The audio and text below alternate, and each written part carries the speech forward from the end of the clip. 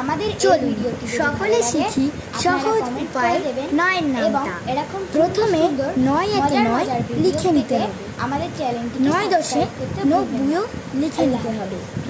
তারপরে 8 থেকে পুরোপুরি 1 পর্যন্ত লিখে নিতে হবে। 8 7 6 5 4 3 2 1। চলুন তারপরে 1 থেকে 8 পর্যন্ত লিখে নিতে হবে। 1 2 3 4 5 6 7 8।